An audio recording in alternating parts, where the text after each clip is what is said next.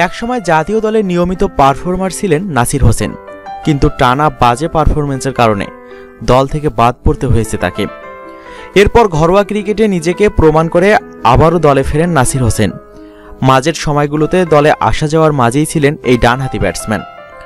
যতবার দল থেকে বাদ পড়েছেন ততবার ঘরোয়া ক্রিকেটে পারফরম্যান্স দিয়ে নিজেকে প্রমাণ করে দলে ফিরেছেন, কিন্তু দলে ফিরে ঘরোয়া ক্রিকেটের সেই পারফরম্যান্স ধরে রাখতে পারেননি তিনি।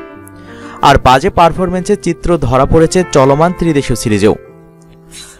আজ বৃহস্পতিবার দলের বাকি ব্যাটসম্যানরা যখন সাজঘরে, তখন নাসিরের সামনে সুযোগ ছিল লম্বা ইনিংস খেলার। উইকেটে থিতু হয়ে পারতেন দলকে ভালো অবস্থানে নিয়ে যেতে, কিন্তু দুষ্মন্ত চামিরার লেগ সাইডে করা ওয়াইড বলটাকে খোঁচা মারতে গিয়ে উইকেট বিলিয়ে দিয়ে বিদায় নেন এই অলরাউন্ডার। নাসির হোসেনের আজকের আউটটা ছিল খুবই দৃষ্টিকটু। শুধু আজকে নয়, গত জিম্বাবুয়ের ম্যাচেও কায়েল জার্ভিসের বলে এলবিডব্লিউ হয়ে আউট হয়েছিলেন, সেই আউটটিও ছিল দৃষ্টিকটু। নাসিরের মতো একই হাল সাব্বির রহমানেরও। বিতর্কে জড়িয়ে কয়েকদিন আগেই বাদ পড়েছেন বিসিবির কেন্দ্রীয় চুক্তি থেকে, সঙ্গে হয়েছেন 6 মাসের জন্য ঘরোয়া ক্রিকেট থেকে নিষিদ্ধ। তারপরও ত্রিদেশীয় সিরিজে তাকে সুযোগ দেন নির্বাচকরা। জাতীয় দলের সুযোগ পাওয়ার পর নিজেকে মেলে ধরলেও সময়ের সাথে সাথে হারিয়ে যাচ্ছেন সাব্বির।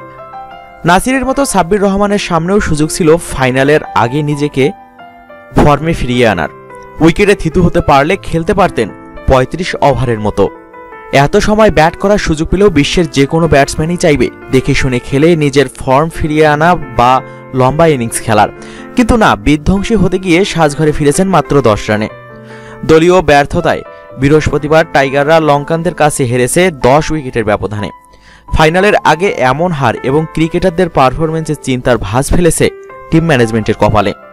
ম্যাচ শেষে সংবাদ সম্মেলনে এসে খোদ কাপ্তান মাশরাফিকেও তাই এই নিয়ে প্রশ্নের সম্মুখীন হতে হলো। সাব্বির ও নাসিরের সমস্যা কি মানসিকভাবে মানিয়ে নিতে না পারা, নাকি ধৈর্য ধরে খেলতে না পারা? এই প্রশ্নের উত্তরে মাশরাফি বলেন, যে দুটো জিনিস বলেছেন এমনটা হতে পারে। মেন্টালি এই চাপটা নিতে পারছে কিনা। আরেকটা হচ্ছে টেম্পারমেন্ট। হয়তোবা তারা রানটাকে বেশি পছন্দ করে, সময় কাটানোর চেয়ে মনে করে রানটা কুইক আসলে তাড়াতাড়ি সেট হয়ে যেতে পারে।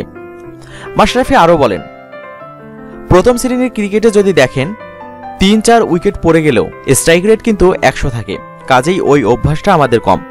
এমনকি ওয়ানডে ম্যাচেও যে কখনো কখনো উইকেট পড়ে গেলে ছোট সময়ের জন্য উইকেটে সেট হয়ে রান করা, ওই অভ্যাসটা হয়তোবা স্বাভাবিকভাবেই আমাদের ক্রিকেটে খুব কম আছে।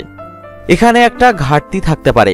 আমার মনে হয় ওরা নিজেরাও খারাপ ফিল করছে আমার থেকেও। আমি চাইবো যে ফাইনালের আগে এটা নিয়ে তারা চিন্তা করুক।